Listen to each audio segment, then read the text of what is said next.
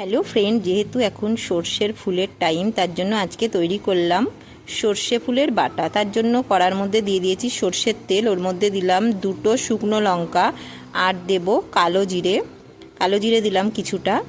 আর এবার এর মধ্যে দেব হচ্ছে তোমার পোস্ত, কিছুটা পোস্ত। সর্ষের ফুল অনেক রকমভাবেই যদিও বাটা যায়, এটার মধ্যে পোস্ত দিয়ে দেব। রসুন ছাড়াও বাটা যায়, আমি এটা যদিও রসুন দিয়েই বাটবো। একটু পোস্ত দিয়ে দিয়েছি, দিয়ে একটু নাড়াচাড়া করে সর্ষের ফুলটাকেও এর মধ্যে দিয়ে দেবো। এবার ভালো করে ধুয়ে নেব সর্ষের ফুলটাকে, বেছে ধুয়ে নিয়ে তার মধ্যে কাঁচা লঙ্কা দিলাম আর সর্ষের ফুলটাকে কাঁচা লঙ্কা দিয়ে কিছুক্ষণ নাড়ানোর পরে সর্ষের ফুলটাকেও এবার আমি ওর মধ্যে দিয়ে দেব। দেখো তোমরা, আর খেতে কিন্তু এটা খুব সুন্দর হয় গরম গরম ভাতে। এবার সর্ষের ফুলটা দিয়ে কিছুটা নাড়ানোর পর আমি 3-4 কোয়া ওর মধ্যে রসুন দিয়ে দেবো। রসুন দিয়েও কিছুক্ষণ এটাকে নাড়াচাড়া করব। এবার আমি এটাকে সবথেকে বেশি ভালো হয় শিলপাটায় বাটলে, তো আমার কাছে শিলপাটা ছিল না বলে আমি এটা মিক্সিতে বেটেছি। এবার এর মধ্যে সামান্য একটু নুন দিয়ে নাড়াচাড়া করে মিক্সির মধ্যে দিয়ে দিয়েছি। এবার আমি মিক্সিতে এটা বেটে নেব খুব ভালো করে।